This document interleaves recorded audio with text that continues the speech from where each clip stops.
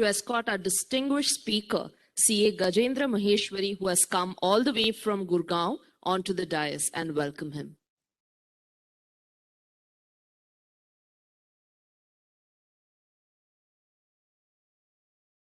Welcome, sir, to the conference.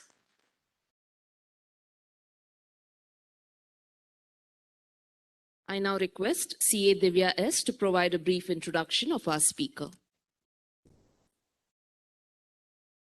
To give a brief introduction about our last session speaker of today's conference, we have with us CA Gajendra Maheshwari. He is a qualified chartered accountant, cost accountant, and also holds a master's degree in law with specialization in mercantile laws. He has over 23 years of post-qualification experience in the field of indirect taxes. He has also been part of many projects with World Bank Group. He has handled tax litigation advisory involving significant demands and empaneled with Competition Commission of India as their standing counsel. He has conducted training courses on data protection and privacy laws and also conducted multiple campuses for enhancing public awareness on data protection and privacy laws. He is also certified privacy professional accorded by Data Security Council of India. With this very brief introduction, I wholeheartedly welcome you, sir, once again for today's program. Over to you. So much. Warm thanks to Bangalore branch of Chartered Accountants, Direct Tax Committee of CAI. A special thanks to TA BTCT sir, Chairman, TA Divya S, Secretary of the branch, and other members of the branch, and dear friends. So this is the last session of the 2-day seminar on GST, and it culminates with discussion on the key case laws.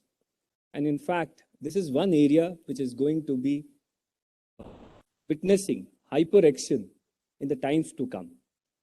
So I'm going to deliberate on handpicked case laws.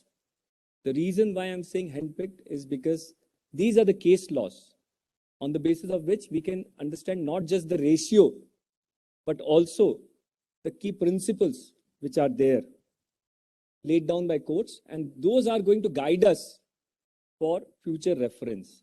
There are only limited case laws that have been decided so far at the stage of High Court and Supreme Court. So we are going to focus on such case laws more rather than the case laws that are still pending before various forums. So with that background, I'll move on the slide and list out the rulings, the laws, case laws, which we are going to discuss now. You can see there are 7 rulings. Okay. Most of you will be familiar or heard about, must have heard about these kind of rulings. But let me point out here 2 very important things, which are crucial when we attempt and try to understand case laws. Number 1, when we go through the case laws, there is always a paradox. What is this paradox? In today's world, when we have a lot of information flowing in, on a daily basis, we come across a lot of mailers, newspaper articles, news reports discussing about the case laws. As a result of that, and combined effect of paucity of time with us, we are aware about the headline of case laws. Okay, most of us know that this is what has been decided. But the paradox is, although we know the headline, but we don't know the reasoning, because we get very less time to get into reading of the case laws. And this is exactly what we are going to do today. We are going to discuss the principles which are there on the basis of which these rulings are derived. And let me tell you, once we know the principles, once we get them right, it is the best understanding for the professional in terms of augmenting the professional knowledge. Okay. So knowing about the case laws, okay, is relevant, but as a professional, as a service to the client, to the organization, some of them you must be in your own business, you should actually know the reasoning behind the case laws. I'm repeatedly highlighting this thing because that is the basis for today's presentation. This is A. Now, second important thing in the beginning, I would like to point out, and this is what I do whenever I get an opportunity to discuss about case laws is that what generally people, professionals at the initial stage of the career, they do. They try to just remember the crux of the case laws and apply to a situation. Now, let me tell you one very important thing. It is a wrong way, okay? I'll be very categoric. It is a wrong way to first read the case law and then apply it to a situation. As a professional, and this is what I have tried to practice in more than 20 years of professional life, as a professional, what is most important thing for us to understand? It is facts of the matter. Case laws are not at all relevant to begin with. We are here dealing with GST, which is a transaction-based tax. And transaction, it culminates out of relevant facts. So unless and until we get mastery of facts, no case law is going to be relevant. We should try to, if I can say in some other words, be master of facts. Okay? What does it mean? It means that understanding the facts from the agreement, from the book entry, from the intention of the party, by talking to the client, to the concerned person, to the stakeholders, that is the most crucial thing. Step number 8. Then apply the law. Okay? These are the facts. This is the law. Knowing the law is our duty. This is what we are trying to do. And this is what we have assembled here for. That's step B. And then proceed to the case law. Okay? Not the other way. Case law and then facts. Please try to practice this, because the reverse methodology, if you follow, then there are very high chances that you will grow wrong. So that's the caveat I wanted to say before dwelling into the case laws. Now, as I discussed initially, as I mentioned initially, I'll be going through the facts of the cases. I'll be discussing what are those facts under which these cases are decided. But at the same time, for refreshing, for understanding the ratio that the court has laid down, I'm also side by side going to discuss the legal provisions. Okay? So we'll go through the legal provisions and then we will come to the ratio of the judgment. This is how we are going to progress in today's presentation, this session. Let me begin with this. So the first case law is from Mumbai High Court, okay, in the context of GST. Now, I'm specifically saying in the context of GST because interestingly, this case law emerged not from the GST dispute. Okay, it emerged from a civil dispute resulting into a GST problem. I'll explain this in more detail. I believe you all also have the handout with you, but I've changed the sequence a bit. So you may find it here and there. So kindly, as of now, focus on this slide deck. You can have the handout for your reference with you. But later on, I will request the coordinators to circulate this updated slide deck also with you. So coming back to this case law by Ma Mumbai Trust, we are going to discuss. And why this is the foremost case law? It is because it touches upon the most crucial aspect under the GST law. It touches upon the scope of supply, the charging section, okay? And so far, in the history of GST, in the small history of GST, it is the most important case law in my understanding. Okay, that's the reason why we are beginning with this case law. So let's look at the provisions. I'm sure that you would have seen the charging section multiple times. I have seen it myself n number of times, but every time I read this, I get different color. And it's the crux of the whole GST. So one more time, let's look at the charging section and the relevant provisions in detail, because these are important, I'm re-emphasizing, to understand the ratio laid down by the court. So this is the charging section. Only the relevant aspect, relevant portion, I have reproduced in the slide in front of you. Let's read it together. 9(1) of CGST Act. Subject to the provisions of subsection 2, there shall be levied a tax called central goods and service tax on what? On all intra-state supplies. So tax is on supplies of what? This is the first aspect. First pillar, tax is on supplies of what? Goods and services. Second pillar, or both, except on the supply of alcoholic liquor for human consumption. On the value, third pillar, determined under section 15. And fourth pillar, such rates not exceeding 20% as may be notified by government on the recommendations of the council and collected in such manner as may be prescribed and shall be paid by the taxable person. Who will pay? Taxable person. Let's say fifth element, fifth pillar. So broadly, there are four pillars and we are going to focus on first two because first two are concerning the case laws that has been laid down by the Mumbai High Court.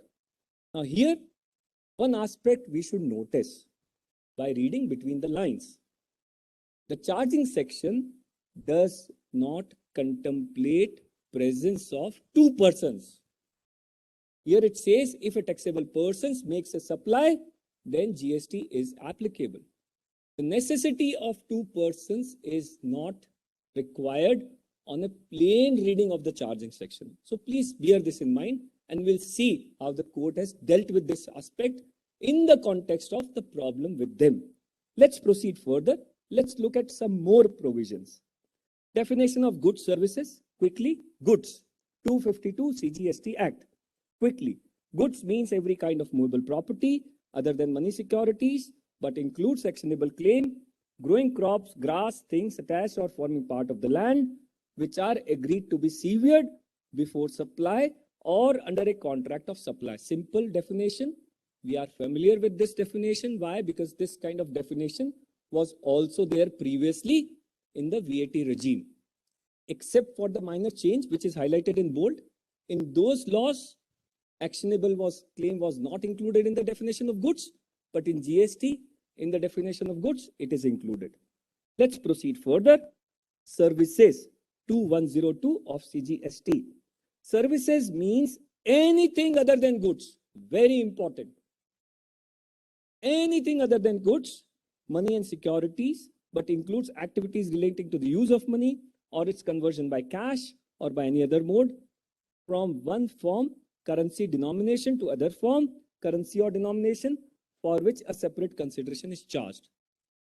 As you can see, it is anything other than goods. Goods we have seen, but anything under the sun in this universe which are not goods is a service, and tax is on supply of goods or service. Meaning, if we only see this part of the law, then everything is getting taxed under the scope of supply. Okay, let's move ahead. You can say that, services have got this meaning here, but they might have different meaning elsewhere. Let's also look at the definition of services under the Constitution of India. Article 366, 26A defines services. There also, under the Constitution, same definition has been used. Services means anything other than goods. So even the Constitution says everything which is not goods is automatically by default service. Let's proceed further. What is supply? Section 7, only the relevant portion. Clause 1, subsection 1. For the purposes of this act, the expression supply includes. Now you have seen already the definition was broad. It has been further amplified because the law has used the word includes. Includes under the law of interpretation means that whatever is following is not limited to what is said here and there. It can have other meaning as well. That is how includes is interpreted. So it is not confined to this, what follows. It can have several other meanings. Okay. And then what is included? Clause A, all forms of supply of goods or services or both, such as sale, transfer, barter, exchange, license, rental, lease, disposal made or agreed to be made for a consideration by persons in the course or furtherance of business. Now let me tell you, each of these words, sale, lease, barter, exchange, etc., have got their own meaning. Okay, they have their own concepts. Today we are not getting into those kind of concepts. Maybe we will keep them for some other discussion, but let's focus only on this part of the definition that supply includes. So if I combine everything together, tax is on supply, which includes so many things of what? Goods and services. Services means anything other than goods. As a result of this wide definition, the problem is, where do I stop in terms of levying the tax? Can it be on any economic activity, on any transaction on which money is exchanged, due to the wide ambit or nature of the definition? So if I can pose some of the problems, if I read this definition on the basis of its literal meaning, will there be GST on liquidated damages, compensation, grants given by government for specific purposes, which are not giving benefit to the grantor, drawing money as salary from partnership firm, LLP by partner? This particular aspect was also relevant in the context of service tax, wherein SESTAT held that no, it is not subject to service tax under the negative list regime, but there the provisions were different, and in GST, as we have seen, the provisions are differently worded. So again, this imposes a question: is it anything other than goods, even the money drawn as salary or share of profit by a partner? And will that be also attracting GST? Alimony given by husband to wife on divorce, court has decided a money and husband pays that money. Is it also anything other than goods and will attract GST? Winnings from game show, ABC, somebody wins, let's say 1 crore rupees. Will he be issuing GST invoice to the host, Amitabh Bachchan, saying that it is anything other than money, so I have to charge GST? He will say that no, 1 crore is inclusive of GST. So what I mean to say is that there are so many problems due to wide ambit of the nature of supply.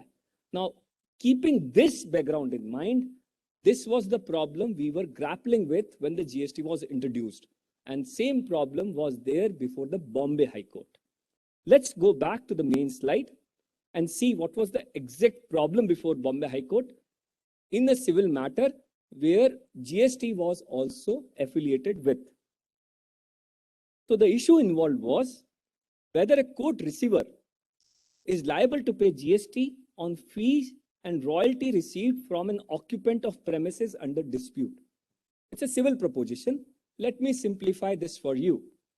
Okay, there was a property which was under dispute. Dispute was as regards ownership of the property. Okay, it was a civil dispute as regards ownership of the property. Now, there was a person occupying the property, and there was another person who was claiming to be owner of this property. The matter went to the court to decide who is the real owner. All right.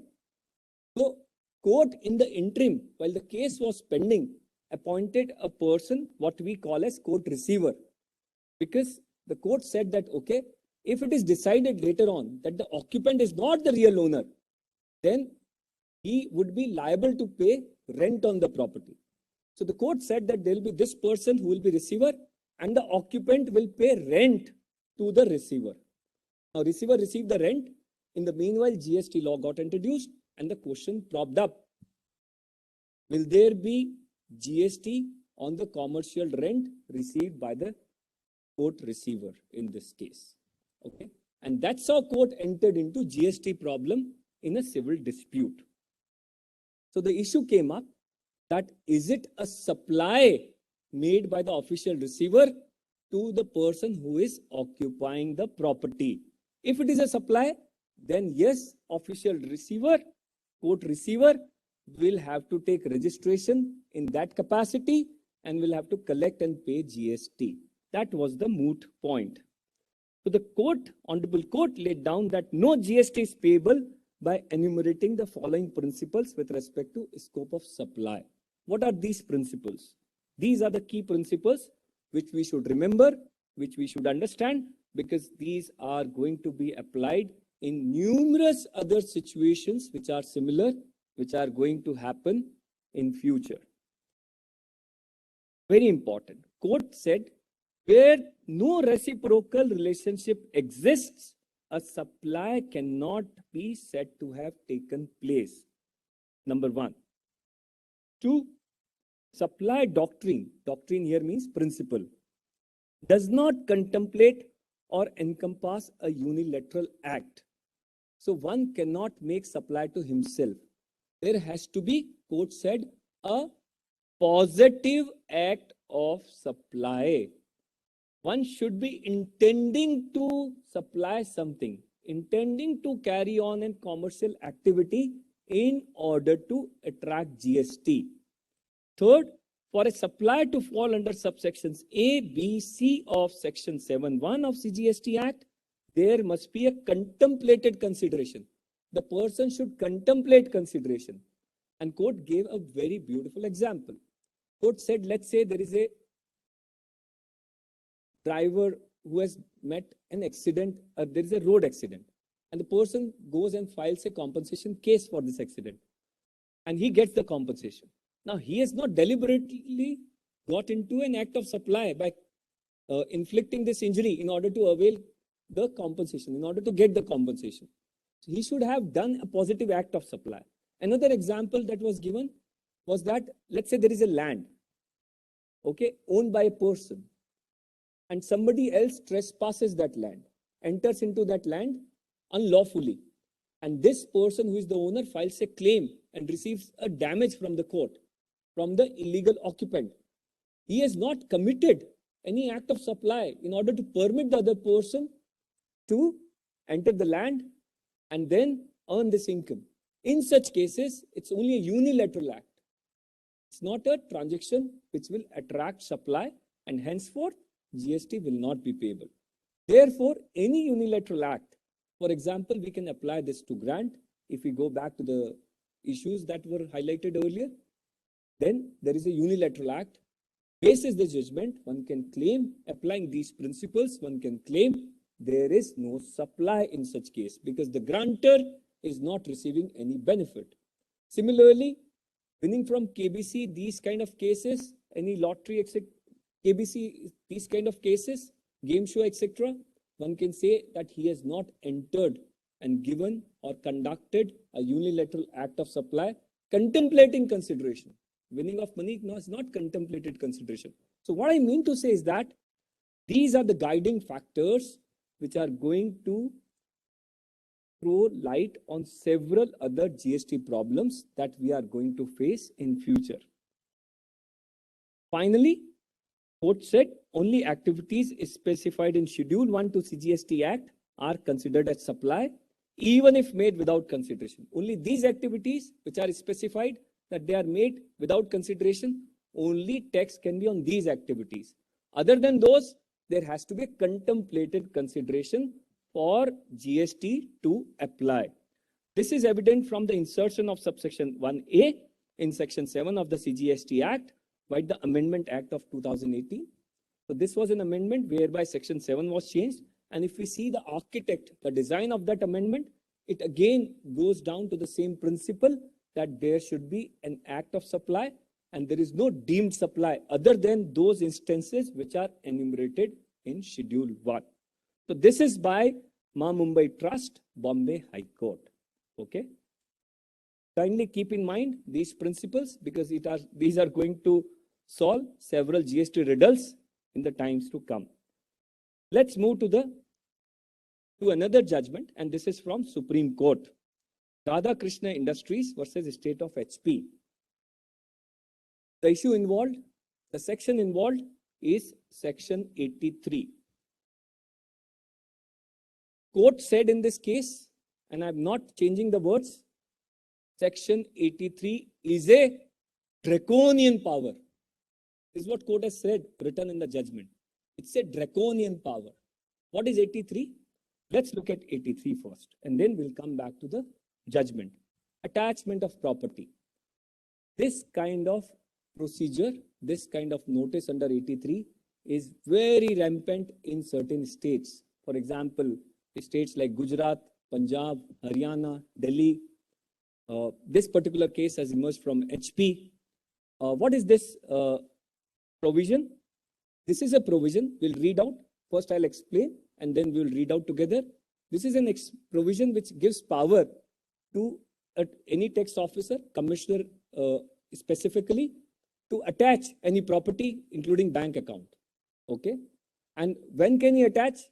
When any sort of proceedings are even pending, then also he can attach. For example, if he issues a summon to somebody, if you read the provision, then even after issuing the summon, he can attach the person's bank account who has been summoned. If there is a show cause notice issued to anybody, he can simultaneously attach the bank account without there being a demand.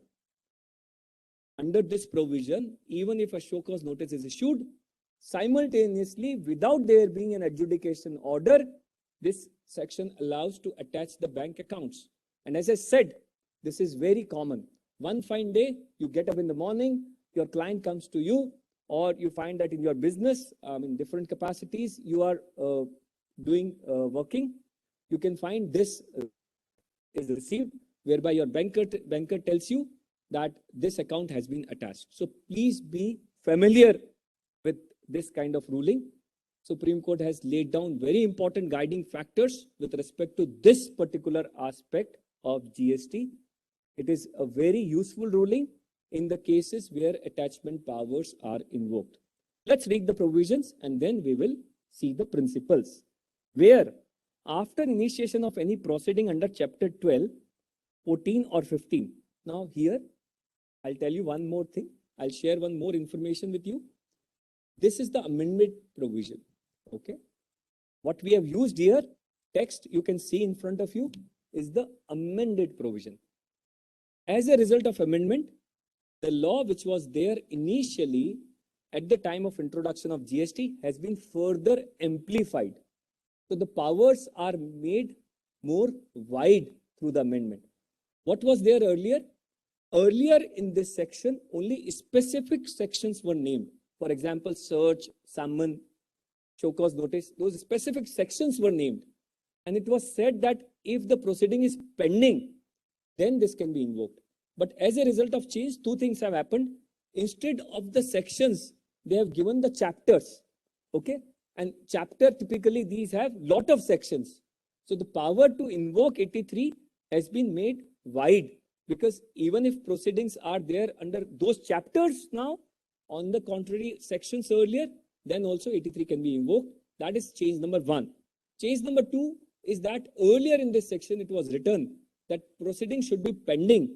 But now they have changed and said that after the initiation of the proceeding. So let's say someone is there, I have appeared and someone is discharged.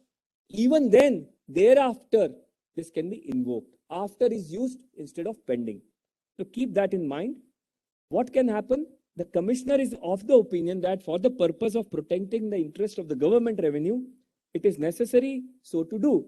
He may, by order in writing, attach provisionally what? Any property. It may be movable property, it may be immovable property, it may be bank account belonging to the taxable person or any person specified in subsection 1A of section 122 in such manner as may be prescribed. And clause subsection 2 is that saying that it is going to be valid for 1 year. So this is the crux of the provision. And using this provision in this particular case, which we are going to see, a debtor, any property means even a debtor. So the person was having a debtor to whom he might have sold goods or provided services. Even the notice was issued to him saying that you will not pay to the taxpayer, defaulting taxpayer, you will pay to the tax department. And his bank account was also attached, sorry. So the petitioner's bank account and receivables amounting to 5 crores were provisionally attached under 83 and matter got litigated. Against the attachment, petitioner filed its objection. The law provides for filing of the objections under the attachment, against the attachment, but it says that objection can only be filed to the officer who has attached. Same officer, not like appeal to a superior officer. No, the law provides for objection to the same officer. And the other problem with the law is that there is no time limit given to the commissioner to decide these objections. Okay, those are inherent problems still there. However, the adjudicating authority, without affording any opportunity of hearing to the petitioner, passed order giving rise to demand against the petitioner. What happened next? Petitioner filed writ petition before High Court challenging proceeding under 83 of the Himachal Pradesh GST Act. Okay, and these provisions are there in all GST Acts as well as CGST Act. It's all the same. High Court dismissed writ petition on the ground of existence of alternative remedy. After that, the petitioner approached Supreme Court by filing a special leave petition before Supreme Court against High Court verdict. So this is the background of attachment. And let's see what the court decided. Honorable Supreme Court quashed High Court's judgment and set aside provisional attachment order basis following observations. And these observations that you are going to see, by laying down this law, Supreme Court said that these are the inherent limitations while exercising powers under 83. So please bear in mind these principles, because whenever you face any notice under 83, you can invoke these principles and guide your client or any other person accordingly. Court said, in spite of availability of alternative remedy, High Court may still exercise its writ jurisdiction in some contingencies. Example, in cases where there is a breach of the principles of natural justice. Court said in this case, there is a breach of principle of natural justice because the person filed objection and without hearing him, the objections were dismissed. And we are well familiar with the principles of natural justice, okay?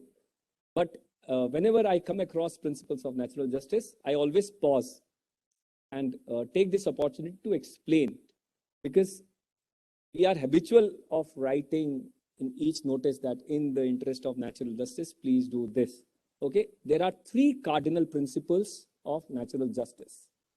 We are familiar with one. The first principle is that the person against whom anything is decided, he should be given right of hearing. And we are familiar with that. But there are two other elements also which we should know. Second is rule against bias. The person who is deciding should act independently. And as chartered accountants and the capacity of auditor, we know what is independence. Acting with an independent mind, without any bias, without any prejudice. That is what acting against bias is. If the officer, you can show that he is having short of targets and therefore he has raised the demand, it is against natural justice and you can invoke writ remedy. The advantage of writ remedy could be that you escape pre-deposit and you get relief quickly from the High Court. So these are the principle of natural justice. Third principle of natural justice is that a person who is interested in anything, he should not decide. Rules against bias of independence, as in the person, if he is interested in anything, then he should not decide. These are the cardinal rules. So let's come back and focus again on this judgment. So as there was violation of natural justice, court said that writ was maintainable. Power available with the revenue under section 83 is draconian in nature. Court has actually written this thing in the judgment. Revenue needs to strictly fulfill all preconditions before undertaking provisional attachment. Commissioner's opinion must be based on tangible material. You cannot just say on the basis of whims and fancies that I am of the opinion that he is going to run away. You should have a tangible sort of material, evidence to support this belief, which is very important. It is not going to be allowed if you attach on the basis of suspicion. There has to be real evidence. What next? That the revenue's interests are endangered and provisional attachment is only means to protect such interest. You have to really show that if I don't do this, SSC is going to sell his property, run away, fly abroad, leave the country, and I'll not be able to recover the revenue later on. Those kind of things have to be proved, established, and then only you can invoke 83. So in spite of the simple meaning, power under 83, court said these are essential ingredients in order to invoke 83. Commissioner is duty bound to deal with the taxpayer's objection and pass reasoned provisional attachment order. Okay, that is the next thing that the court said. So how do we practically approach a situation when we are meeting a notice under section 83, when we are dealing with such notice? Court in this case applied the principles of income tax. Most of you, we all are familiar with section 148 of income tax reassessment. What does it say? If anybody can point out here, 148, what does it requires? Reason to believe. Quote, applied ratios of reason to believe. Under reason to believe, there are n number of judgments. The issue is well settled now that what is reason to believe? Courts have said, many Supreme Court judgments, reason to believe is not reason to suspect. You should have a cardinal belief, a firm opinion, firm evidence to show that this is what is going to happen.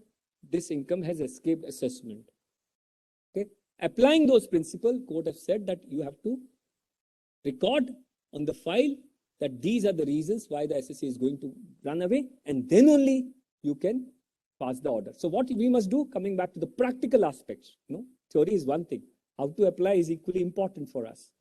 If you face such notice, because of this requirement, cite this judgment and call for the reasons. The officer will be compelled to give you the reasons, because this is also court's verdict in income tax parlance, that if an SSC calls for the reason, then the officer who has reopened the assessment on the basis of reason to believe has to provide the reason. There can be two situations. Officer does not provide the reason, or reasons are provided. If it does not, go to the High Court and seek a stay of provisional assessment, because you can say, I demanded, he is not providing. That means that the reasons don't exist. Okay, you can take aid of several case laws under income tax to say that. If he provides, then you should immediately file objection and keep pursuing for the decision on the objection, because in all likelihood, he will not decide. The officer will not decide. If he doesn't decide, then you can again approach the High Court. If he decides, then basis those objections, the only remedy is writ remedy. Please note, in the cases of 83, the way appeal sections are worded, and the court has analyzed this fact also in its ruling, that appeal cannot be filed against notice under 83. Because this notice, in summary, for quick reference, without getting into much details, court said is passed by commissioner. And under the GST scheme of appeals, only the orders passed by officers below the commissioner can be challenged. Any order passed by commissioner cannot be challenged. So please keep this thing in mind, that there is no appeal remedy. What you need to do is to file objection, and if he is not deciding, if he is not providing the reason, invoke writ remedy. Tell your client, your concerned person, whosoever is seeking your advice, to approach the High Court or be ready to approach the High Court. That's the best way of action, in my opinion, which I would like to share with you. So this is 83, an attachment of bank account. Let's come to the next judgment, again from Supreme Court, but this one against SSCs. We are going to now discuss two cases which are against SSCs. And I'll reiterate, even in these cases, courts have laid down, Supreme Court has laid down certain principles which are going to be guiding factors for us to decide GST related problems. VKC Footsteps India Private Limited versus Union of India. No refund of accumulated ITC. Now, the issue was concerning inverted duty. What is inverted duty? Let me explain this thing quickly in the interest of everybody, because some of you might not be familiar with this concept. Inverted duty kind of situation happens simply when my rate of tax on expenses, purchases is higher in comparison to rate of tax on my output. What happens? I keep paying more tax on my procurements, and from my customers, I collect less tax. This results in credit accumulation, and purchase may be goods or services. And because of credit accumulation, it hits my costs, because I cannot do anything with the credit other than carrying forward. So SSCs under this situation, they want to claim refund of the credit. There is this provision, section 54, which allows the refund in certain cases of inverted duty related problems. Okay, let's read 54 and then I'll explain what is the exact problem. 54 is refund of tax. The relevant provision we are going to deal with is subsection 3. Subject to the provisions of subsection 10, a registered person may claim refund of unutilized input tax credit at the end of the tax period. This is a specific situation related to inward duty dealt under subsection 3. There is this proviso, provided that no refund of unutilized input tax credit shall be allowed in cases other than zero rated supply, these are exports. 2, where the credit has accumulated on account of rate of tax on inputs being higher than the rate of tax on output supplies. Other than nil rate or fully exempt supplies, there has to be tax rate. If there is output is nil or exempt, then you cannot seek refund. Except supplies of goods or services or both, as may be notified by the government on the recommendation of council. In all such cases, under 54(3), first proviso, clause 2, if you read only this provision, then refund of inverted duty is allowed, okay, on goods and services. But the problem is this rule, which is affiliated with 54, Rule 89. I'll explain what is the problem. Although the section says that you can take refund of accumulated credit, which has resulted due to procurement of both goods and services, under 54 they have said, but under the rule, there is a formula. And in that formula, the way they have designed the formula, worded the formula, only the refund of goods, GST paid on goods is allowed, services is not allowed. So as a result of that, in case of inverted duty problem, SSCs facing this problem were able to avail refund only to the extent of accumulation of GST paid on inputs. If GST was paid on services, they were left with that GST because of this formula. Okay, if you just focus on the explanation, in clause 5 there is formula, then there is explanation. In explanation, kindly see the bold and underlined portion. Net ITC, which is there in the formula, shall mean input tax credit on inputs. So we know the formula, right? We are aware about all these formulas, numerator, denominator, and percentage. So only for quick reference, only on inputs, this was allowed. Now the matter went to Supreme Court. And before that, there was a background. These cases were earlier fought in high courts. So there were two contrary opinions. Gujarat High Court said that no, Rule 89 is contrary to the section. Refund should be allowed for both goods and services. Whereas Madras High Court said no, we will not allow. As it is said only for inputs, it will be allowed only for inputs and not for services, input services.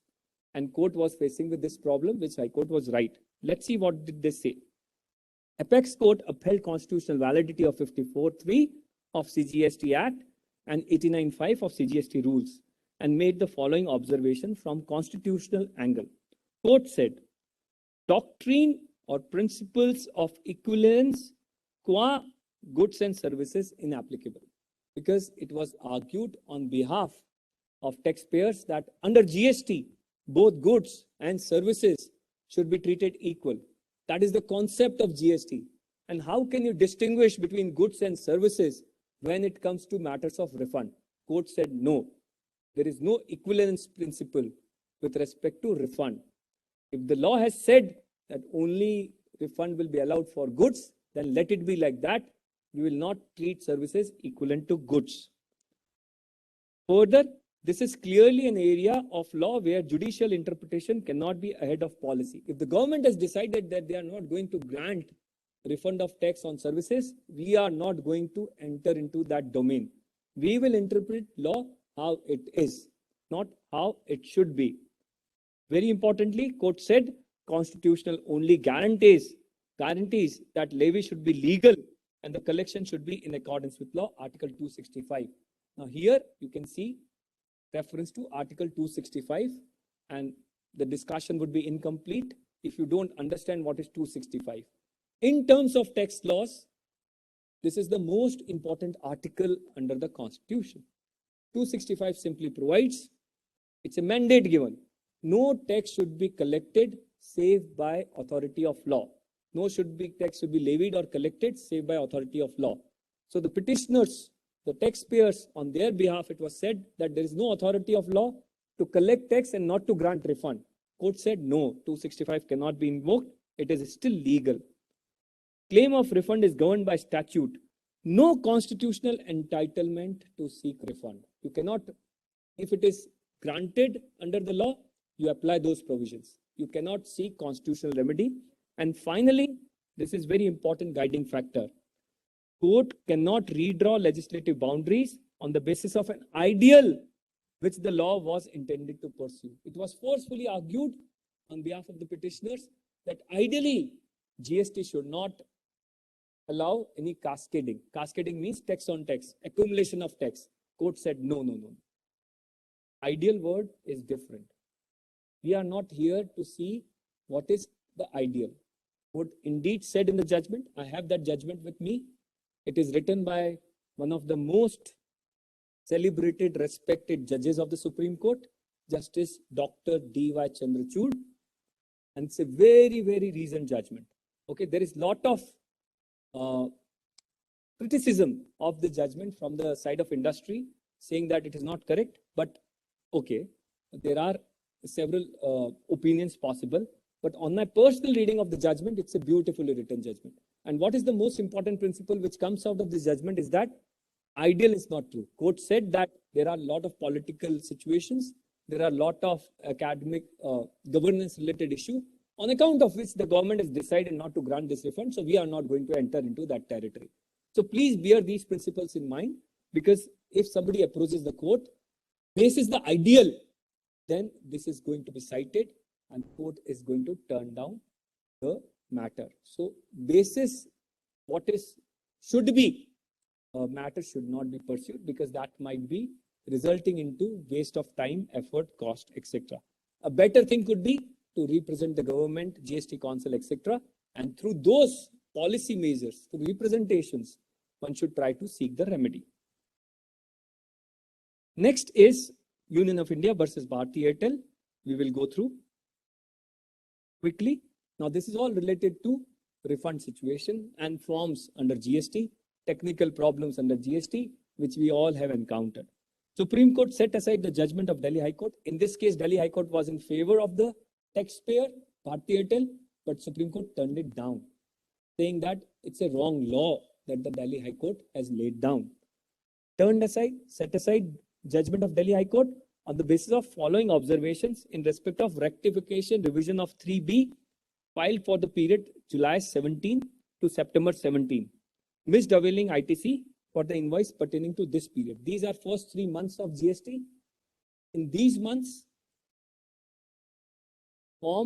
regular forms for GST were not there, activated, and 3B was introduced, but 2A was not introduced. So it's the regime where only 3B were filed, okay? And that resulted into a problem. Supreme Court said taxpayer is required to maintain proper books of accounts and do self-assessment of ITC and tax liability, including determination of balance amount lying in cash or credit ledger. So what happened? Because 2A, 2B were not there, the petitioner self-assessed how much his ITC would be and claimed ITC in his returns. Later on, 1 year later, when 2B was introduced, 2A, 2B were introduced, they came to know that, okay, the ITC that I claimed during these 3 months was much lesser. It was lesser by more than 900 crores. It was found out that it was lesser. So the SSC approached the High Court and said that because of non-introduction of 2A, I couldn't find out what was my real input tax credit. Had this been known to me initially, I would have paid more credit, paid less amount of tax in cash. So the remedy sought and the court allowed, Delhi High Court allowed this petitioner to revise 3B for first 3 months and claim more credit. Court said because 2A was not there, there were a lot of technical glitches. We allowed the petitioner to revise, but the Supreme Court turned it down. And beautifully, Supreme Court said that in the past regime also, there was no concept of 2A, 2B. And in those days also, on the basis of books of accounts, you were able to file your return. So why can't you do this in the GST regime? Court said non-operation of GST 2A does not absolve taxpayers from their obligation of doing self-assessment. GSTR 2A only acts as a facilitator. The primary source is in the form of agreements, invoices, challan, receipts of the goods and services, and books of accounts, which are maintained by the SSC manually, electronically. These are not within the control of tax authorities. So you do your assessment, basis your books of accounts, and file your return. You cannot seek the excuse or aid of not having presence of 2A in order to say that I should be allowed to revise my return. Court specifically said Delhi High Court wrongly allowed rectification of 3B as GST law allows rectification of any error only in subsequent return. There is no provision for revision of 3B. Only in subsequent, when you discover any error, you can rectify, you can file, you can put that, report that in the next return, not in the main return to which the error relates to, and not revision of return already filed. Even if there is no provision regarding refund or surplus of excess ITC in the electronic credit register, once SSC has discharged output tax liability in cash, it cannot later on ask for swapping of entries so as to show the corresponding amount in the electronic credit ledger from where they can take refund. Finally, payment for discharge of output tax liability by cash or by way of availing ITC is a matter of option, which having been exercised by the SSC cannot be reversed unless the legislation permits. So this is again going to be relied by the revenue in all the cases where somebody tries to invoke High Court remedy on the ground of technical glitches. In all such cases, henceforth, revenue is going to cite the judgment and say that basis those technical glitches, you cannot seek what is not provided under the law. So please be careful. Most of the technical glitches we know are not there. Still, we have some, but please be mindful of these principles while deciding a particular situation. Let's come to the next. Recovery of ITC from recipient. And this is a famous, very commonly used judgment and to a common problem, I mean to say. The issue here dealt with is Section 16 of CGST law. What is Section 16? We'll see. I'm again repeating, it is very, very common surprise to several taxpayers when they get notices for recovery in light of Section 16. Unfortunately, under GST, we now have this judgment from Madras High Court, which is a rescue, which is a kind of ammunition to deal with those kind of situations. Let's look at the provisions and then we'll come and see the ratio. 16. Now 16 is with respect to eligibility and conditions for taking input tax credit. Okay. When can somebody claim input tax credit? And there are conditions that's attached to it. There is a particular clause C under subsection 1 where this kind of problem sits. Let's quickly go through. One, kindly don't read the entire language in the interest of time. I'll explain that. One simply says that these are the conditions on the basis of which you can avail ITC. And one of the conditions is C. What is C? This is the condition. Subject to the provisions of 41 or 43A, the tax charged in respect of such supply has been actually paid to the government. So I can claim ITC if I am the buyer, provided as per 16(1)(c), the supplier has actually deposited the tax with the government. If he fails to do so, if it is found that the supplier has not deposited, then my ITC can be disallowed. And through the system, tax authorities can easily find out if I have claimed any ITC for which my supplier has defaulted. They can find out, but I cannot find out. Okay. So any moment, as a matter of surprise, you or your client may receive a notice raising demand that this particular supplier did not pay to us. Now you pay because you took ITC on the basis of his invoice. That is the crux of the provision, giving rise to several notices in the country today. So coming back to the judgment, the problem was the petitioner recipient or buyer filed writ petition before the High Court challenging recovery of ITC on the ground that the revenue did not take any action against the supplier before proceeding to recover ITC from the recipient. So in this particular case, without going against the defaulting supplier, the revenue found that it is easy to collect from the buyer. So they directly issued notice under 16(1)(c) to the buyer. And the section allows, if we plainly see the section that we have noticed in the previous slide, the section allows them to do that. So that was the problem. What did the court say? Section 16(1)(c), there is an error, provides that tax charged by the supplier should be actually paid to the government either through cash or ITC. Court held that orders passed by the tax authority against the petitioner suffer from fundamental flaws of non-examination of seller in the inquiry and non-initiation of inquiry recovery action against the seller. In first place, strict action should be taken against the supplier who did not remit tax in the government account. Simply, court said that before approaching the buyer who has taken the credit, you have to first initiate proceedings against the defaulting supplier. Without doing that, you cannot raise recovery from the buyer. It is a very important hurdle introduced by Supreme Court in the matters of 16(1)(c). Why? Because directly now, henceforth, the authorities ideally cannot come. But practically, they will continue to come. We will continue to face these kind of issues. So now you can take aid of this judgment and file a reply saying that kindly go against him unless and until you exhaust that kind of proceeding. Please don't demand from me. If it still continues, then you will not be left with any other remedy other than filing writ petition and seeking relief from High Court, because these are again non-appellate orders. It is very important to note, press release dated May 4, 2018 provides that non-payment of tax by supplier will not lead to automatic reversal of ITC by the buyer, and in case of supplier's default, recovery shall be first made from supplier. In spite of this press note, in spite of the judgments, the practice continues. And let me also point out here, for your knowledge, this kind of problem was also there in the VAT regime.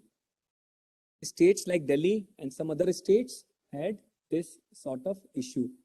And in those cases also, taxpayers approached High Court. And there is a judgment from Delhi High Court in the context of VAT law, which is even beyond, even more beneficial than D.Y. Bethel judgment by Madras High Court in the context of GST. What is that judgment? Court simply said that no, if a buyer has paid tax on the basis of a valid invoice, then in spite of whatever is said in the law, you cannot recover from him. A plain wildcard, clean chit given to the buyers, because the court said it is basis Daiichi Karkaria famous judgment of Supreme Court. It is a matter of the claiming of credit is what we call as indefeasible right of a taxpayer. If the taxpayer pays the tax, then it is his right to claim the credit. So without any fault on him, you cannot recover from it. We are anticipating that judgments on those lines will be there going forward in the GST regime. But as of now, we have D.Y. Bethel judgment. So key points, this judgment brings relief for the taxpayer where recovery is initiated if the supplier defaulted in payment of tax to the government.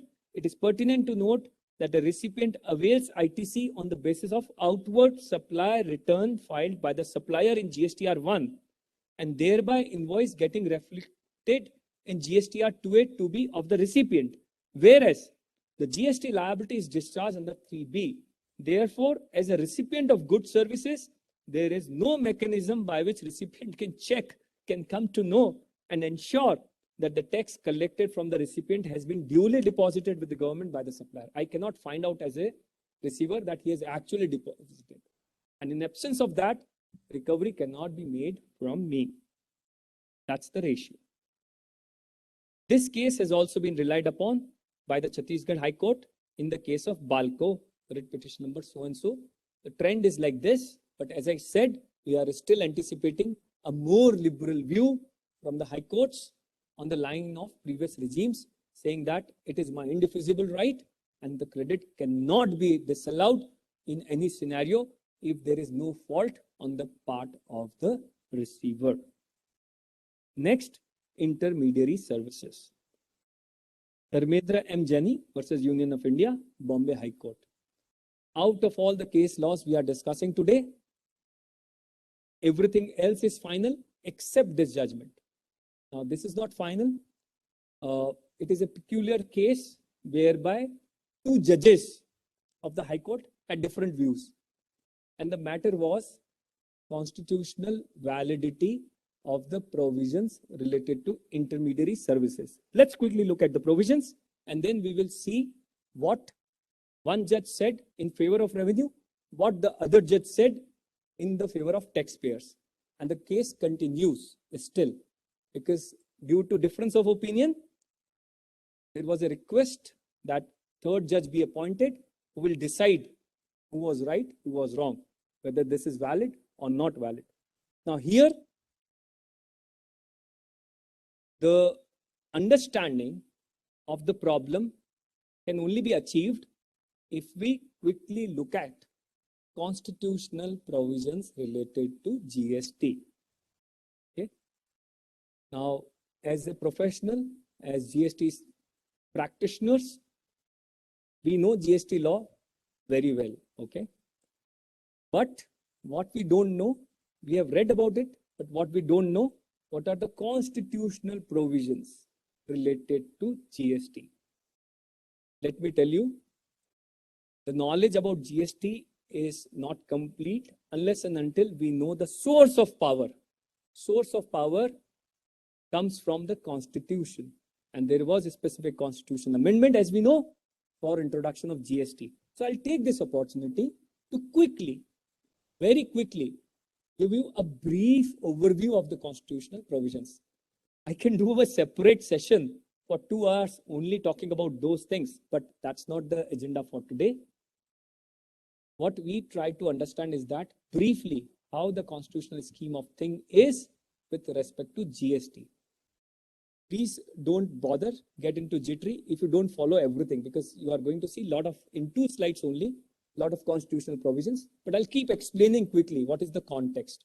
And then we'll come back to the judgment and see how this thing is progressing. The reason why we are doing this exercise is that by understanding the constitutional provisions, by understanding how this is being debated, we get to know how the cases are contested, dealing with constitutional validity of provisions. It will give you an idea. It'll give you a thought which you can plant here, that these kind of arguments can also be taken. This kind of remedy can also be achieved, because as chartered accountants, practitioners, you are the first face with the client, and you are the right person to suggest what to do and what not to do. So unless and until you know these principles, you will not be able to suggest. And that's the reason why we get into deeper into ratios, not just the head note that Bombay High Court has taken a different view and the matter is before the third judge. That is a simple headline. But what is the real reason? Let's dwell into that. Okay, let's spend some time together and then we will see what are the reasonings given. Simply, first of all, GST related provision, IGST section 13, place of supply of services where location of supplier or location of recipient is outside India. Place of supply rules, they sit in IGST Act. 12 is where both supplier recipient are in India. 13 deals with a situation where one of them is outside India. And in 13 only, there is a concept of intermediary. And the place of provision of services, as you can see in front of you, says if the intermediary, as in the person who facilitates services between a person who is outside or both persons who are outside, if the intermediary service provider is in India, then the place of supply of services for such intermediary is the location of that intermediary, meaning in India. And as a result of that, intermediary services do not qualify as export. Let me put this into perspective. If I am an intermediary, I'm doing marketing services. I'm running a call center, and there is a client outside India in US, and on behalf of that client, I am doing marketing for its customers in US. Okay. Authorities say that he's facilitating between two persons services and he's intermediary. Basis this judgment, authorities say that his revenue is subject to GST. It is not export, even though billed to a person, a client outside India. And as a result of that, the intermediary needs to apply 18% GST on his invoice to his US client, which is a cost for him because the US client is not registered in India. So intermediary is a very big problem in the context of export of services and also for export of goods, where one of the persons is outside India. And this issue has been a matter of long debate even from the prior regime. But here, the issue is whether this kind of provision can be there or not. The validity is challenged, not case-specific situation. The validity of the provision is challenged. How can government, the parliament, tax intermediary services in India? That is the moot dispute. So having said that, let's quickly look at the constitutional provisions. Only 2 slides. Normally, I don't put a lot of words on the slide, but here only the crux of the provisions is there. And I'll, as I said, keep explaining together. Article 366(12)(a), it will serve dual purpose. We will understand constitutional provisions. We will also understand the real problem which is there before Bombay High Court. 366(12)(a), simply definition of goods and services, defined to mean any tax on supply of goods or services or both, except tax on the supply of alcoholic liquor for human consumption. Simple. 245. 245 says, let me explain, that parliament or state will make laws which are applicable to India only. And 245 was invoked, was used before Bombay High Court to say that by taxing intermediary, you are taxing services in a way which are happening outside. My US to US example. So you don't have authority to levy tax, to create this kind of provision. And therefore, it is argued on behalf of the petitioners that this intermediary related provision should be scrapped from the GST law. Scrapped from the GST law. It should be deleted. It should be held unconstitutional because it is extraterritorial on the basis of 245. That is what 245 is. 246A, notwithstanding anything contained in 246 and 254, Parliament, and subject to clause 2, the state have power to make laws with respect to GST imposed by union or by state. This is the most important article under the Constitution as far as GST is concerned. This is the source of power, combined power given to the both center and state, as in the parliament and state, to levy GST. It's a simultaneous tax, as we know, and the source is 246A1, but that is subject to 2. 2 says, even though you have exclusive powers, together combined powers, both parliament and state to levy GST, but some powers are reserved for parliament only. 246(2). Parliament has exclusive power to make laws with respect to supply of goods services in the course of interstate trade or commerce. Insofar as it is a matter of interstate trade or commerce, only the parliament, none of the state should do anything regarding GST. They cannot make law, they cannot collect tax, they cannot formulate the rules, they cannot levy any, put any circular, issue any notification in the matters of IGST. That is the clear mandate under the Constitution. If you find anything tomorrow, then you can straight away challenge that piece issued by state saying that it is against 246A2.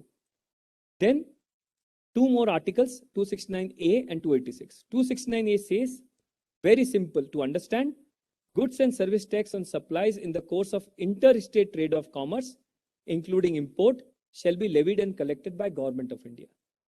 So, the consequence of this provision is that IGST Act is the baby of Parliament, not of the state. And IGST Act serves dual purpose. What are the dual purposes? served by IGST Act. It levies tax on interstate supply. And it also lays down the principle when a supply will take place when in the course of import, export, interstate, as you can see in the following provisions. 269A5, Parliament may formulate the principles for determining the place of supply. Only Parliament will do, states will not do anything. And when a supply of goods services takes place in the course of interstate trade of commerce. 286(1), restriction on states. No law of state shall impose a tax on supply of goods or services or both, where such supply takes place outside the state. So Maharashtra cannot levy GST on a supply which takes place in Odisha, which takes place in Karnataka or elsewhere, or in the course of import-export. Clear wall with respect to powers of a state. Finally, 286(2), Parliament to formulate principles for determining when supply of goods services takes place in any of the ways mentioned above. And that's the reason under IGST we learn that this is a tax on interstate supply, A, and I'm repeating, B, we learn when a supply takes place in the course of import, export, interstate, etc. Let's go back to the issue. What did the court say? The division bench of Bombay High Court reached a split view on constitutional validity of the provisions relating to intermediary, and the said issue will now be decided by third judge. Let's quickly go through the reasoning so that we can get a flavor of how constitutional cases are argued. What are the reasons appended? Justice Abhay Ahuja's opinion in favor of, government upholding the validity as constitutional. It was said in terms of 269A and 286 of the Constitution, the Parliament has validly formulated policies regarding place of supply. Okay? It is within the powers of the Parliament and pertaining to interstate and intrastate supply under 13(8)(b), 7(8) of IGST. So Parliament has full power to say that tax will be there on intermediary. This is the view in favor of government. Second reasoning, key reasoning, Section 13(8)(b) that we have seen cannot be said to have extraterritorial implication, as it merely provides the place of supply as the location of supplier of service who is in India and does not seek to levy tax on recipient outside India. In any case, 245, we saw this 245, extraterritorial operation restricted. Court said it is a not standing provision and is subject to other provisions of the Constitution. Therefore, the levy is valid. Government is perfectly empowered to levy GST on intermediary transaction. Let's see the other side of the coin. Sorry. There's a wrong button. Okay. Justice Ujjwal Buhan's opinion declaring tax on intermediary services as unconstitutional. What does Justice Ujjwal Buhan said? Article 246A and 269A empower the Parliament to lay down principles for determining place of supply and when such supply takes place in the course of interstate trade or commerce. We have learned this thing by going through the constitutional provision. Court said, Honorable Justice said, but do not empower the Parliament to impose tax on export of services by treating the said supply as local supply. If the service is originally export, my US example, both customer and his end customer are outside India, then how can you levy tax on these services under Article 245? And 286(1) puts a restriction on imposition of tax by state on supplies in the course of import or export. 286(2) empowers the Parliament to formulate principle as to when a supply takes place in the course of import or export, but the said empowerment is not for the purpose of thwarting the entire scheme of the restriction imposed under 1. So under the constitutional scheme of things, you cannot have this kind of tax which is not relevant for India. Finally, in terms of 245 of the Constitution, while the law cannot be held as unconstitutional merely on account of extraterritorial operation, the said law will not have some real connection to India, which is not fanciful or illusionary. This might be little heavy dose, but what I'm trying to do here is just to make you familiar how constitutional provisions are relevant with respect to GST matters. And as you will see, these kind of cases will keep coming up because GST still is a new law. And I always say that there is a lot of scope in GST litigation because in comparison to the previous regime, specifically for service providers, when they were having one registration, centralized registration for their pan-India operations, now they have as many as they could have 30 registrations. So there is going to be a lot of litigation in the field of GST, and it is important for us to keep ourselves updated, abreast with these kind of changes. This is how GST law is shaping up in the country. Finally, one short judgment, and then I have one AAR also to be discussed. So this is in the context of Jyoti Construction versus Deputy Commissioner of Central Taxes and GST, Orissa High Court. And this is also giving rise to one practical problem to various taxpayers. And sooner or later, you are going to face this problem because this is concerning the manner in which pre-deposit is required to be paid while filing an appeal under GST. What is this judgment? The Honorable High Court of Odisha held that payment of pre-deposit. Oh, I'm sorry. I'll just quickly go through the provisions for interest of everybody. Section 107 deals with appeals, and under that section, there is a requirement of pre-deposit.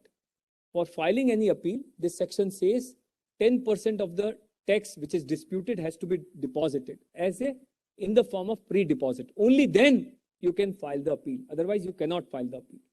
Okay. And similar provision is also applicable with respect to appeals to be filed before tribunal. This particular section which you are seeing in front of you is in the context of first appeal, but with different numbers, different percentage of pre-deposit, similar provision is there for appellate tribunal. This requires any taxpayer to make pre-deposit if he wants to contest the demand by filing an appeal. So that was the situation. And the issue was whether this pre-deposit can be made by utilizing ITC or it has to be only paid in cash. All the taxpayers, and we have also been doing this thing as a matter of practice, advising all taxpayers to debit, to reduce the ITC for the purpose of pre-deposit. But court has taken a contrary view. The Honorable High Court held that payment of pre-deposit at the time of filing of appeal under 1076 of the CGST Act could not be made by debiting electronic credit ledger, and the same should be paid through debiting electronic cash ledger only on account of the following key reasons.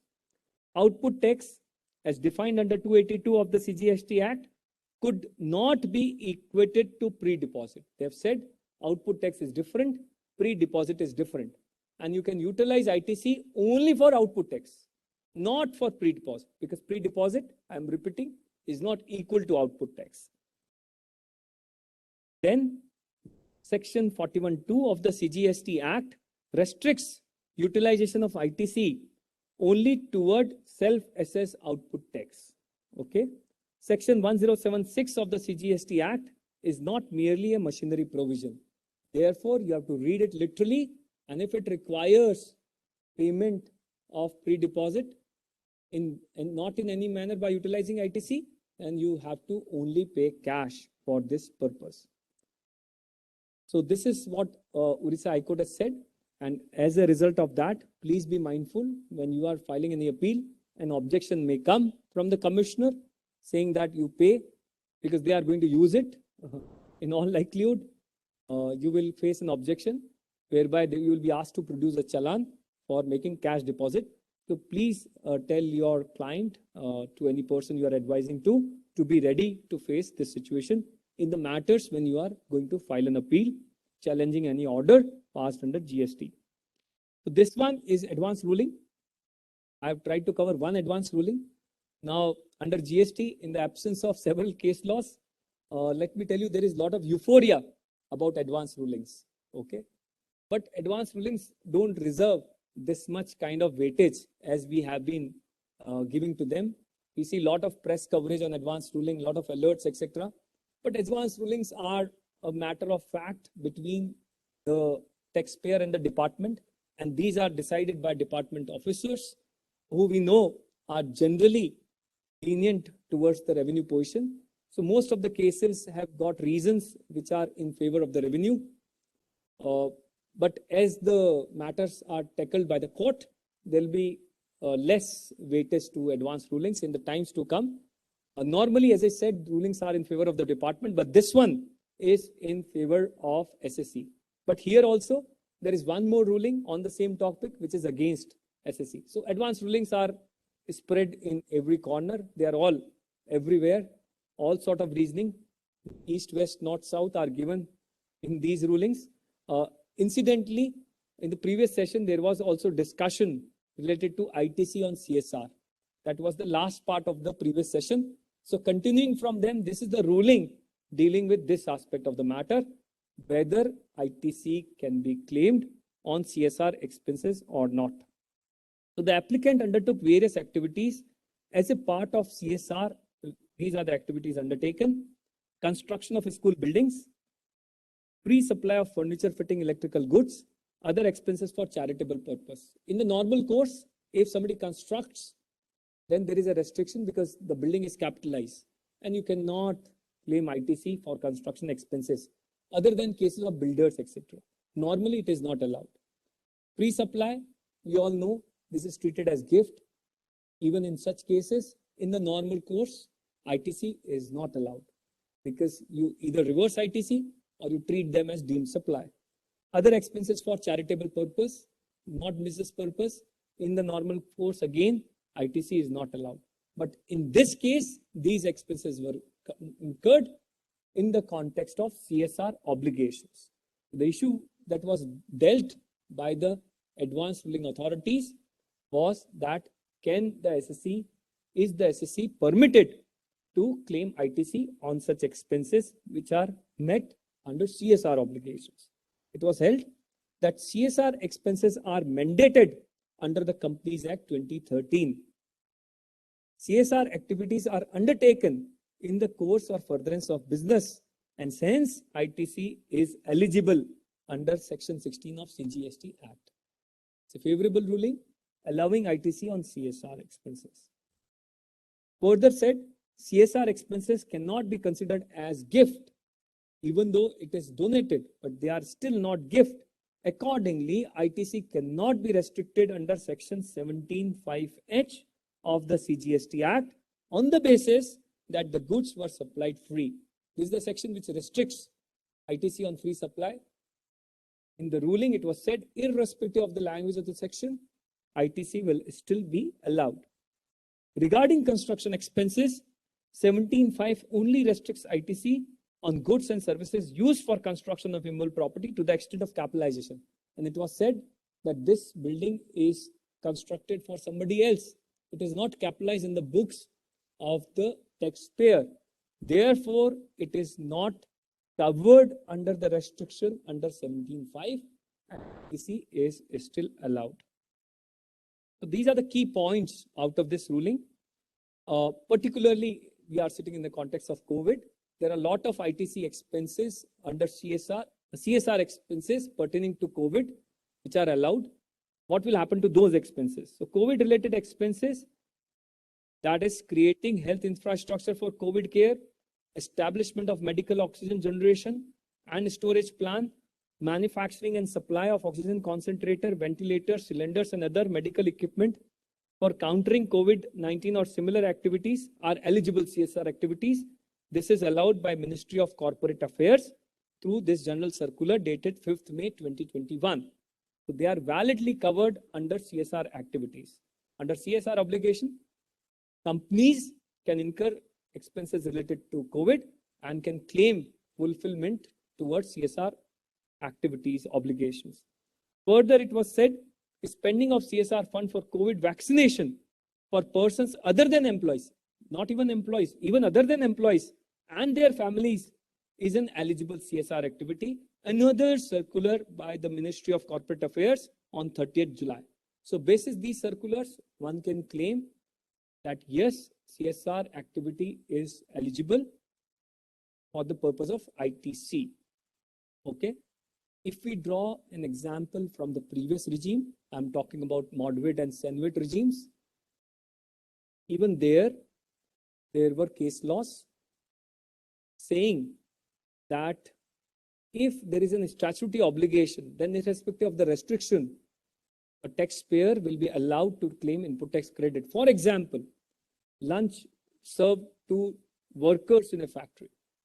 Generally, credit of service tax on food, catering, etc. was not allowed. Irrespective of that, court said because this is an obligation under the Factories Act, credit will be allowed. It's a legal obligation. And in similar context, several other rulings have also been given with respect to different situations. The crux of those matters is that it is an statutory obligation. Now, having said that, this is also an statutory obligation. Therefore, ideally, credit should be allowed. Okay. But there is one ruling, and as I said in the beginning, ARs are not having any precedent value. They are only just guiding factors, discussion points. But yes, there is a possibility. In my opinion, yes, one should try and claim the credit and take the benefit.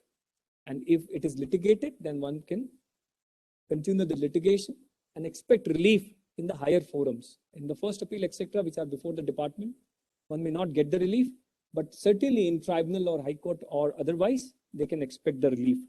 But this matter, as I said, is also not free from doubt. Recently, Gujarat AAR in Adama India Private Limited rejected ITC towards expenses incurred for undertaking mandatory CSR activities. So this is going to continue, and we are also going to continue in the litigation journey of GST. I hope this presentation was worth your time. I've been holding you on Saturday evening from all the other tasks, but I hope this session brought you a good learning. Thank you again for having me here and giving me this opportunity to discuss some of the key rulings under GST. Be safe, be happy, take care, everyone. Thanks a lot. Thank you so much, sir. It was indeed a pleasure and a privilege for us having you here. There are a couple of questions from the virtual participants, if I could ask them to you. One of the question is, what according to your view, or whether according to your personal view, the VKC footstep law laid down by the Supreme Court is right, and whether Section 54 should be accordingly redrafted? Okay, this is my personal view. From the SSC side, this is a heavily criticized judgment, and I'm repeating, I have read the judgment completely, not just once, but twice. The reason why twice, not because I wasn't able to understand in first go, because the judgment is so beautifully written. It is like a book. And if I can show that judgment to you, or if you get a chance to see that judgment, the judge has drafted the entire index, okay, with the page numbers. Okay, I have that judgment with me here. You can see later on. It's like a booklet, and it's beautifully written. Each word sentence has got a beautiful meaning, and it is a very well-reasoned judgment from one of the very respected judges. Not because of that I agree to it, but I agree to the proposition that court, while deciding a tax dispute, has got inherent limitations. Okay? If the law is wrong, the court can go ahead and say that it is invalid, it is unconstitutional. But if it is tried to, if somebody tries to achieve a proposition which is likely to be ideal situation, in those circumstances, court has got exclusive limitation. For example, in the judgment, Justice Chandrachud has said that under our jurisdiction, while deciding disputes, we cannot say that you include petroleum in GST. We cannot say that you will include alcohol within GST. Those are ideal things to do, but we have got our own limitation. Parliament will function in its own way. Executive will function in their own way. It is a matter of policy. And as a matter of policy, if the government had said that this kind of credit cannot be allowed, we are not going to grant that. Also, the court said that in terms of rights under the Constitution, claiming of refund is not a constitutional right. It is a right which is creature of statute. It is founded from the statute. For example, if the law says that you have to file a refund claim in 2 months or 2 years, you have to do that because it is a creature of the statute. You cannot go and say that it is my inherent right. So even though I have missed the bus, I have not filed in 2 years, I am filing it now. So having said that, I fully agree in my personal view with the judgment. It is not in accordance with industry. I'm also supporting that this is a wrong thing to deny ITC on account of inverted duty structure. Ideally, it should be refunded, but as far as the judgment is concerned, on the basis of law, what it is a right judgment. Thank you, sir. There is a couple of more questions. One is, if complimentaries are given to customers as sales promotion, will input GST be allowable? That is one question. Okay. And the other question is, in the case of DY Bethel case, which you referred to, when a supplier is also caught and is placed behind the bar, and then recovery is initiated from the buyer, is there any safeguards? Okay, so first question first, regarding the eligibility of GST input tax credit on gifts and all. So we always say, as a cardinal rule, in the life, nothing comes for free. Even in GST, nothing comes for free. So don't do any free supply. Okay, never do that practically. Because the answer is, if you do the free supply, then even though it is for sales promotion, the credit needs to be reversed. But this is part A of the answer. Part B is the trade secret. What is the trade secret? There are ways and mechanisms of designing this transaction. That's the advisory that we do as a chartered accountant. Let me discuss how to practically deal with this situation. If you have this situation, then there are legitimate legal ways of designing sales promotion. You invoice in rupee 1, okay, and then you are eligible because you have not supplied for free. All right. When you invoice, let's say I am supplying a television along with Chromecast. We always advise to our clients, don't show on the invoice that Chromecast is for free, because if the price for television is 25,000 rupees, say that it's the combined price for Chromecast and the television. So what I mean to say is that there are legal ways of tackling this issue where you are legally right in terms of claiming the GST, and then a GST which you paid on input is not a cost. There can be several things which you can plan in this manner in order to ensure that the credit is allowed. But if there is a plain and simple question that if it's something is gifted, if there is a sale promotion given for free, then be ready to face the liability unless and until you or your client, you change the manner of doing the transaction or the invoicing, which I said is legitimate and doable. Thank you, sir. Sorry, there was, sorry, just a second. There was second part of the question, DY Bethel. So the question was that if the supplier is behind bar, now in that case, the proposition of DI Bethel is over because the officer has gone against them. But as I said in my presentation, in the previous regime, there are cases to the extent that you can never come against the buyer if he has paid, he has taken the credit on the basis of a valid invoice, and if he can prove that he has paid to the supplier. So wait for those judgments to come or try to invoke writ remedy to achieve such kind of proposition. That's the only remedy possible. Otherwise, recovery will be made. Thank you, sir. Sir, I have a question. Please, sir. Same DY Bethel, since it speaks about section 16, I'll give a scenario. In the previous financial year, IGST on import of goods is missed out. Is missed out. Is missed out in taking credit in my R3B. Yes. I read subsection 4, section 16. You're well versed, you know, a simple plain reading. It actually doesn't touch upon part of bill of entry. It only speaks of tax invoice and debit note. Yeah. I think I'm entitled to claim credit, even though the time bar has happened and none of the restrictions for claiming ITC apply to this transaction. Am Yes. I right in my understanding? I think you are right, but I'll reserve this because saying this on the prima facie basis on reading of my understanding of the provisions, you are right. But I'll caveat this unless and until we can read it together, and then I can give you concrete answer. But on the prima facie understanding of the provisions, you are right, you can claim. Thank you.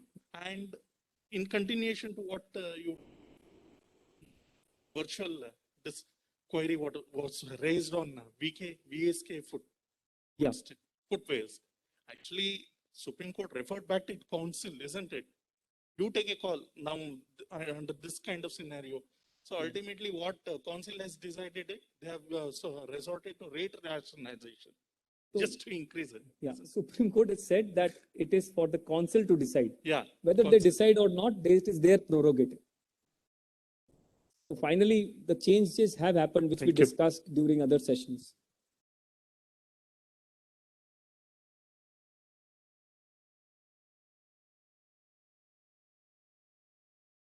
Sir, in the Airtel case, you told that adjustment of input or cash, it's an option. Now I think in the portal, there is no option of such a kind. So I have to utilize ITC first and then I have to go for cash. Now the scheme, because the problem with GST is that law says A, but the portal behaves in manner B. And you cannot end up filing writ petition by saying that, I am entitled under this, for this under the law, whereas portal is not allowing me. For example, I'll give you a very glaring example. If it is CGST, then in case of an invoice for hotel issued in Maharashtra, which has got CGST and SGST component, why can't I take credit in Delhi? I'm going back and raising a very basic question, because CGST law is not state specific. Why are you confining this to a specific state? CGST is not state wise. SGST, yes, you can say, but the portal will not allow me. If the invoice is raised by a Maharashtra taxpayer and CGST Maharashtra is charged, so those issues, your issue is valid, but portal issues are there. Somebody will challenge it on one fine day. Okay, one can pick up and challenge. That CGST law is common. How can you prevent me from those kind of credits? But there are always these, when the tax is automated, it is not exactly going to follow the footsteps of rules. Howsoever robust you design those rules, because system understands binary 0, 1. It has to be black or white. There cannot be any shade of gray in between. So we'll have to live with those problems and deal with them. Another one in DY Beether case. So I think that supplier and the recipient both are falling within the same jurisdiction. So assume in the same case, if the supplier is of the same state, of course, if the supplier falls under this different jurisdiction, whether the officer say that it is not my jurisdiction, so I am not entitled to or call for issue summons, and what is the recourse in that case? So absolutely. So you have to push, as a consultant, you have to push ball in others' court. We can again say that it is your problem, it is not my problem. If he is not in your jurisdiction, it is your problem. You deal with that problem. How can I be expected to make sure that the person has deposited tax? Because in no case it is under my jurisdiction. I cannot compel him to pay tax in any manner whatsoever. So there is a possible answer to this situation. You can always go back and claim that if you cannot do it, then you don't come against me. You write to the officer who is having jurisdiction. And it's on him to take up or not to take up. Unless until you do that, please don't come against me. I hope this clarifies. Sir, I'm here. So your views on Orissa High Court's judgment on Safari Retreats case, just wanted to know. Thanks. Justice Muralidharan has authored this judgment, and we have known him to be a pro-SSC judge so far as he was there in Delhi High Court. Now, surprisingly, this judgment has come from him. In the previous regimes, even if you remember under the service tax law, this was allowed to make pre-deposit through input tax credit. So far, under GST, nobody has raised the objection. Ideally, it should be allowed. Why should I be compelled to pay pre-deposit in cash if I have ITC? For revenue, it is as good as same thing because they are going to appropriate ITC against pre-deposit only. So yes, ideally it should be allowed. Under the law, yes, there is some gray area because they have not specifically allowed. Court has said that it is not equal to output tax, but it is having nature of output tax because the reason I am saying that is because if I lose, then how will they adjust? They are going to adjust it against the output tax only. So why can't I be allowed in the first place to use my ITC to pay the pre-deposit? So I'm with you, it should be allowed.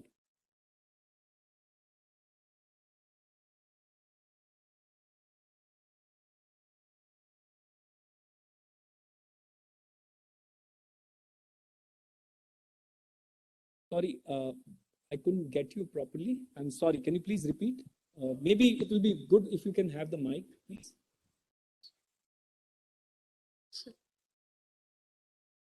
ITC on construction of commercial projects Yeah. in the case of Safari Retreat. Orissa. Orissa Okay, High I'm Court. sorry, you're referring to that judgment. Okay. So that judgment is a beautiful judgment. Okay. That judgment, if you see, is a beautiful judgment. As far as I recollect, that judgment is running in 40 pages, but the reasoning is only in half pages, half of the page. Okay, out of 40 pages. So 39.5 pages broadly are discussion and reasoning is only half. My personal opinion, okay, I seriously doubt that judgment will be sustained by Supreme Court. So if you are advising, again, I gave it, this is my personal opinion. Please don't advise any of your clients to claim ITC on construction basis this Orissa High Court judgment. Because if they take today and tomorrow, if it is reversed by the Supreme Court, then there will be big issue.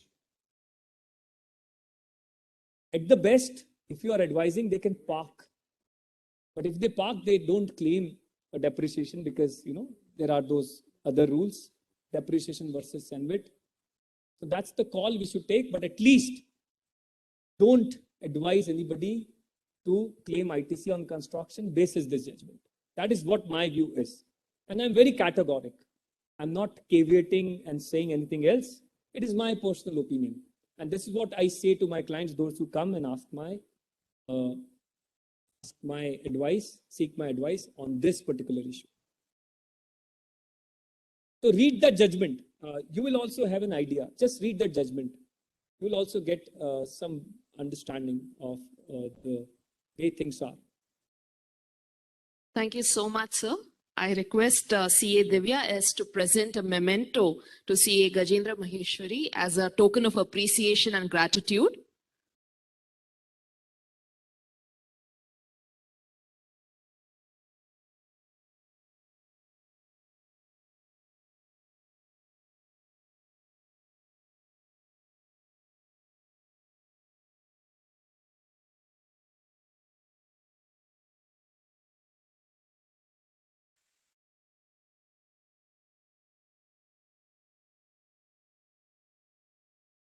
Thank you so much, sir, for taking us through these judgments in the clear three-step approach that you took in laying down the provisions, the facts, and the key insights. Thank you so much, sir. It was extremely helpful.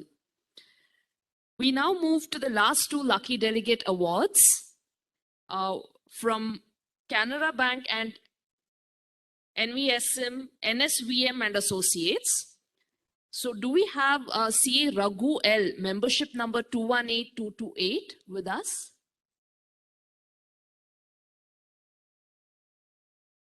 Okay, Lady Luck came to his favor, but he is not here. CAK Vijaya Kumar, membership number 204817. Congratulations, sir. If you could come on to the dais, I could request CA Divya to give the vouchers, please. Congratulations, sir.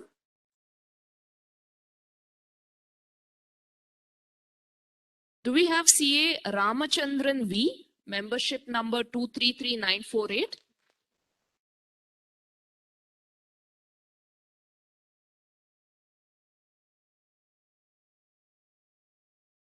Congratulations.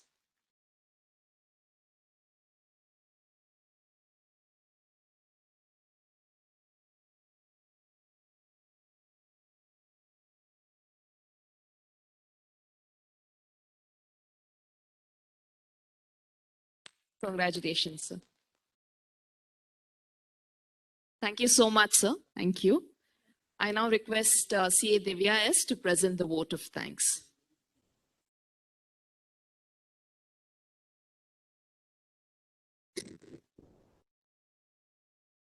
The members, I take this evidence to present formal vote of thanks for 2 days national conference on critical practical issues and recent amendments in GST. I'd like to thank our chief guest and guest of honors of this conference, CA Nihar Jambusaria, President of ICA, guest of honor CA K Raghu, past President of ICA. I also would like to thank all the speakers of both the day's programs, CA Viral M. Khandar from Chennai, CA Vishal Poda from Nasik, CA Jatin Christopher from Bangalore, CA Raghuraman, CA Shankar Narayan from Chennai, CA N.K. Bharat Kumar from Chennai, CA S. Ramesh from Chennai, and also our speaker CA Gajendra Maheshwari from Gurgaon. Please give them a big round of applause. In spite of their hectic schedule, they all traveled all together from their hometown to be part of 2 days conference and giving an excellent presentation with all the finest updates. Please, once again, I request all of you to thank them wholeheartedly. Thank you so much, sir. All of you. And I also thank MCs of 2 days program, CA Sandhya P. Nagar and CA Sanjana Hegde. Both of you have done an excellent job. I now request Bangalore Chairman to kindly come on as and kindly give them a token of appreciation.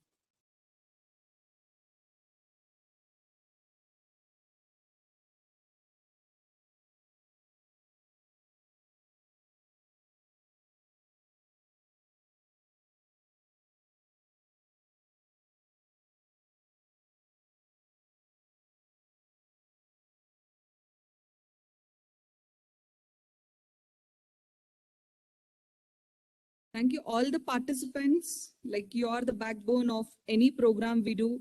Without your support, we are not able to do anything. And it was really a great support, and I honestly request your cooperation to us the same way for all the future programs. I thank all the participants who are present physically and also virtually.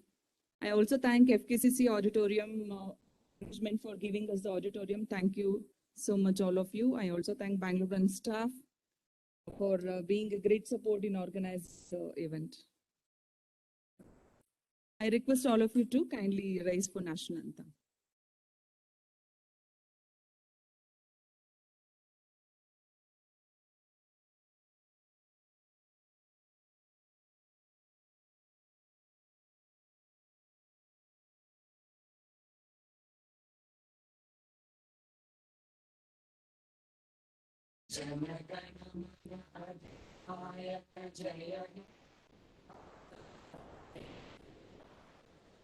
Punjab Sindh Gujarat Maratha विड़ा Utkal बंगा हिमाचल यमुना गंगा उच्चल जलधि तरंगा तव शुभ नामे जागे तव शुभ आशीष मांगे आहे तव जय गाथा जन गण मंगलदायक जय हे भारत भाग्य विधाता जय हे जय हे जय हे जय जय जय जय हे